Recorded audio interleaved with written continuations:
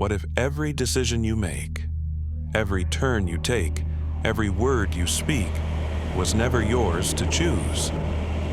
This is not just a philosophical exercise, it's one of humanity's oldest obsessions. For millennia, the answer was unmistakably otherworldly. Humanity embraced fate and firmly believed that the unseen hand above controlled everything. Every season, every triumph, every tragedy. To believe in fate was to find meaning in suffering, to explain injustice, and to believe that life unfolded according to some ultimate plan. And that belief was comforting, but it was also tormenting.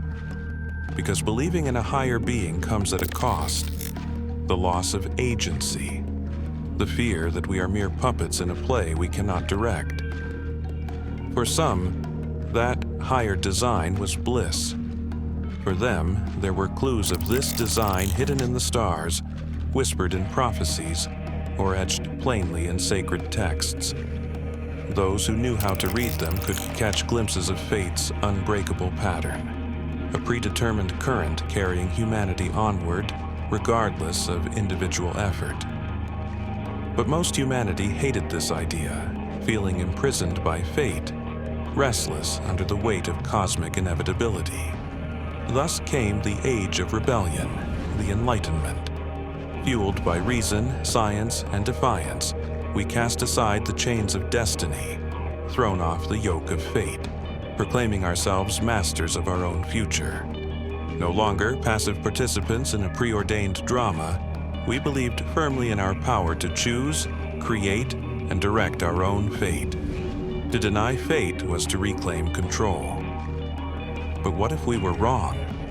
What if, beneath the surface of our rational world, fate still whispers its designs, through stories too strange to dismiss, too eerie to forget? And worse, what if that choice, the choice of agency over awe, of control over surrender, was itself nothing more than a cruel illusion? Could it be just another thread woven into the ancient tapestry, a trick played by our own minds to make us feel free?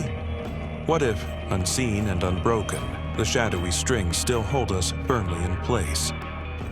Welcome to Alex Reid's Strangest Files.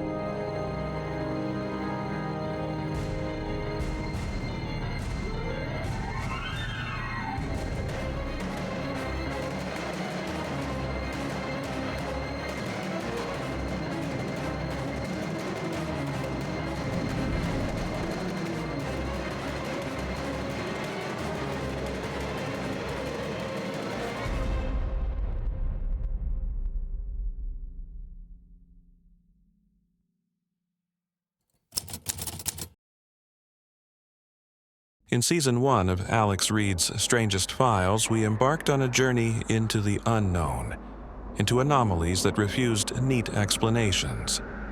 We opened files not to simply retell stories, but to immerse ourselves in mysteries that whispered something profound about our very existence. We began in the bitter cold of Langby, Minnesota, where Jean Hilliard lay frozen. Her heart paused beneath an unyielding sheet of ice. We followed her footprints in the snow, and in them saw echoes of life, a flickering will to survive against all odds. But her story was not just about surviving the impossible. It questioned the boundaries of human resilience, blurring the line between miracle and science. It challenged our understanding of what it truly means to be alive. Then we set sail with the Mary Celeste, drifting silent and abandoned upon the open Atlantic. The empty decks whispered forgotten stories, each creak of wood holding questions without answers. It wasn't the mystery itself that haunted us, but the sudden inexplicable erasure of ordinary lives. Families, crewmen, each with hopes and dreams now swallowed by the sea. Granger Taylor took us further still, disappearing into a stormy night, leaving behind only a cryptic letter and a spacecraft. His life became a testament to human longing, illuminating the haunting spaces between obsession, genius, and madness. His dreams soared beyond the stars, his passion carrying him into the unknown, leaving us forever wondering if his disappearance was escape, tragedy, or transcendence.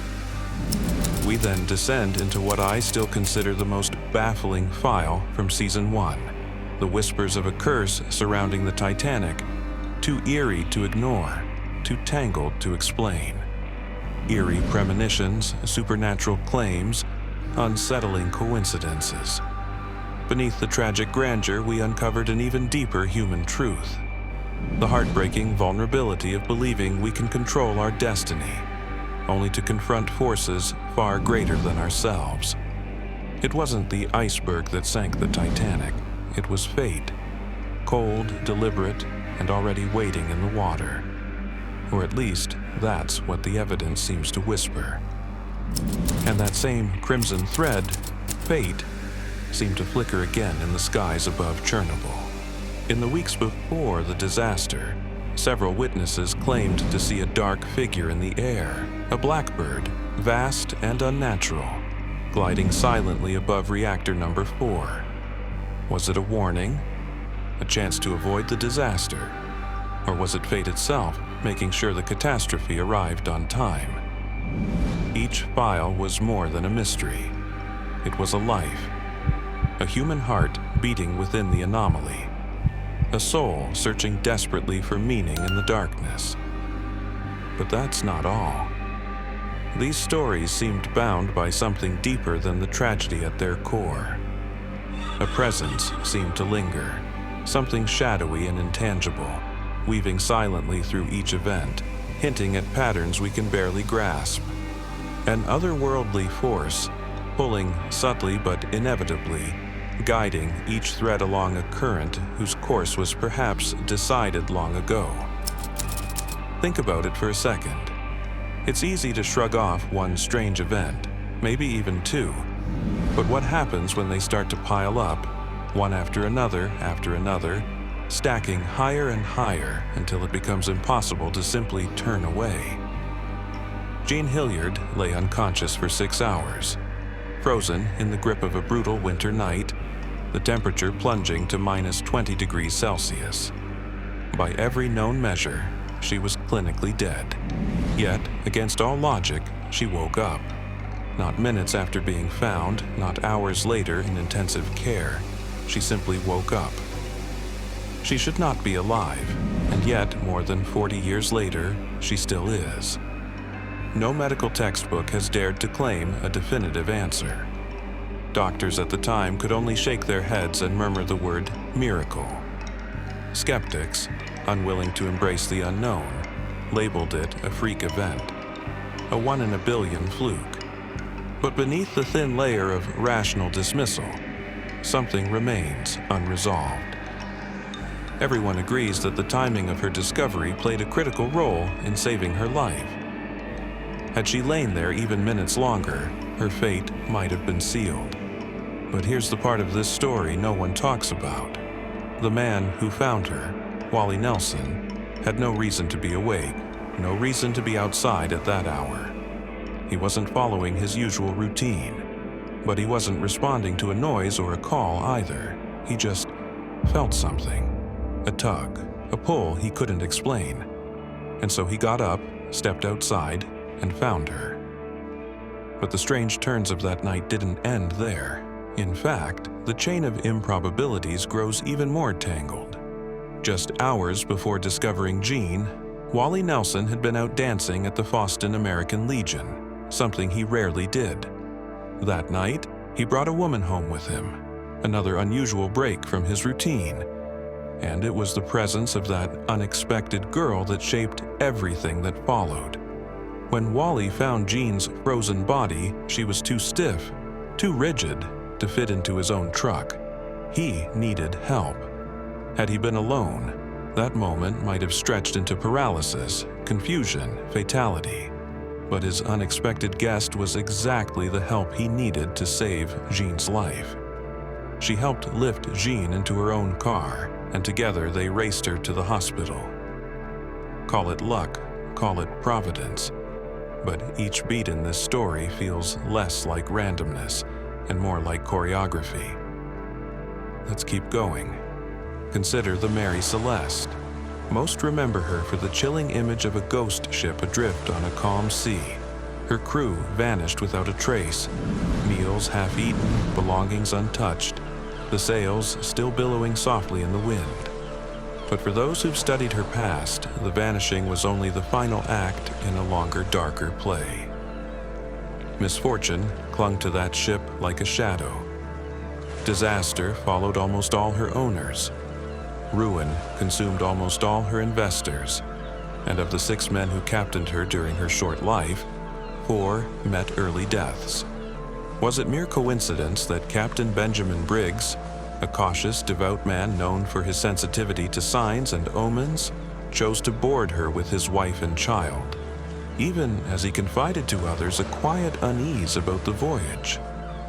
Was it really chance that another ship, following nearly the same route across the Atlantic, would stumble upon the Mary Celeste, abandoned but strangely intact, as if something had preserved her just long enough to be seen?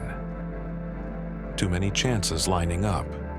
Too many deaths, misfortunes, and near miraculous timings for the rational mind to stay comfortable.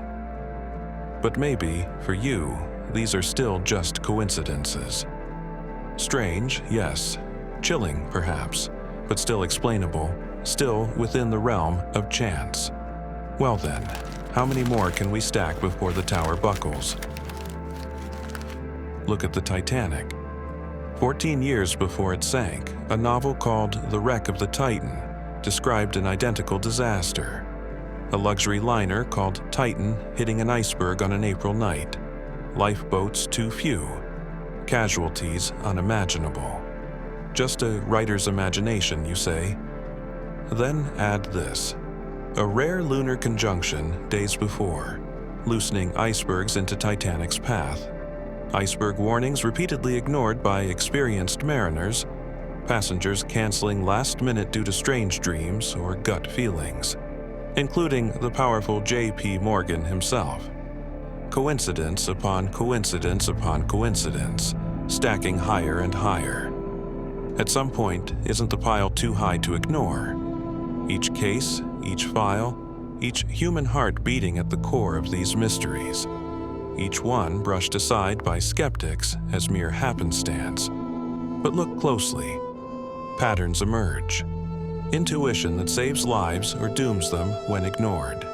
Dates, names, omens, and celestial alignments repeating like clockwork, defying logic yet screaming that something else is at play. Forces unseen, threads weaving through history's strangest moments, pulling tight around events we've only begun to comprehend. You can call one strange event a fluke, 2 perhaps bad luck, but dozens, each incident a note in a melody that grows louder, clearer, building toward a crescendo of unmistakable truth. At what point does skepticism become denial? At what point does disbelief become harder than accepting that perhaps something otherworldly, something more powerful, more inexplicable, and yes, more frightening, might be guiding it all? So, here's my question to you. Do you believe that otherworldly force exists? I don't expect a simple answer. Maybe it depends on how you were raised, what you've seen, what you've lost. Some will say these stories are just statistical noise, exceptions, not patterns. Others might see a design, a rhythm behind the chaos, as if something or someone is quietly tuning the strings. Whatever you believe, what we uncovered in Season 1 pointed to one unsettling truth. Something doesn't quite add up. And maybe it never will. Maybe these files are just flickers of human experience stretched against a dark and silent universe. Maybe they're just stories. That's what I thought. Until last week when something strange happened. A file we never covered, a case I never mentioned, never recorded, showed up in our archives. It wasn't there before. I didn't write it. No one on my team did. And yet there it was, fully typed, titled, tagged, waiting. The subject line? Vanishing Acts, File 01, The Boy Who Walked Out of the World.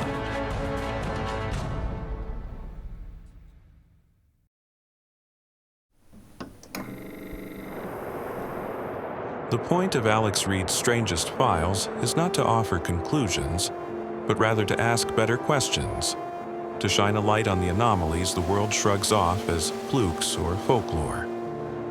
As someone trained in science, I know how easy it is for stories like these to be sensationalized, bent too far, stretched beyond the believable.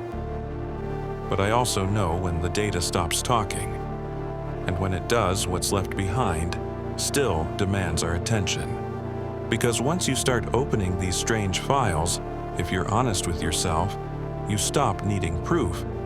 You just know, you just believe. Now, that bit about the mysteriously written case file in my archive? Yeah, that was a joke. Sort of. But do you know what isn't a joke? The fact that vanishing acts, real, documented disappearances that defy logic, are more common than we'd like to admit. Not just lost hikers or cold cases, but people who stepped out of their lives and into silence, leaving behind questions with no footprints to follow. Cases stranger than Granger Taylor's or the Mary Celestes. So, in Season 2 of Alex Reid's Strangest Files, we're pulling back the curtain on 6 of these cases. 6 moments when reality seemed to bend just a little too far.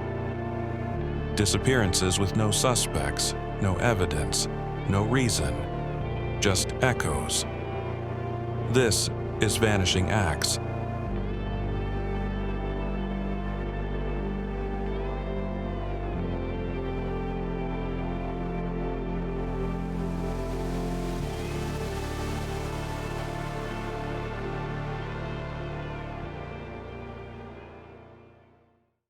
Ah, friends, it's good to be back. A lot has happened during these past few months of hiatus. I stepped away from my PhD, even though I was almost done writing my thesis. I spent time with my family, had to resolve some complicated family drama, took a much-needed rest, and I reflected deeply on Alex Reid's Strangest Files, on where we've been and where we're going. But of all these changes, the biggest challenge was choosing the next direction for this channel. I've been experimenting with 3D animation tools. Unreal Engine, Twinmotion, Maya. Blender still intimidates me. 3D is really fun, but 2 months plus a full-time job are not enough for me to reach a level of expertise that could produce something original enough to match the vision I have for Alex Reid's Strangest Files. And I want ARSF to feel original. And above all, I want to keep it immersive. But let's be honest. How original can one fish be in the vast, overpopulated sea that is YouTube? We shall see. New season, new rules. So for the next 3 months, Alex Reid's Strangest Files will shift from a weekly episode to a twice-a-month release. This will give me the time to enhance each episode with visuals that deepen the mystery, while keeping that rich, immersive audio world you've come to expect. And beyond that, I'll be exploring new things. Occasionally, I'll be publishing other formats like video essays or deep dives, experiments like the one you just watched. But don't worry. Whatever I release will always stay true to the DNA of Alex Reid's Strangest Files. Thank you for your unwavering support. Now, let's hit some milestones. I'm counting on you.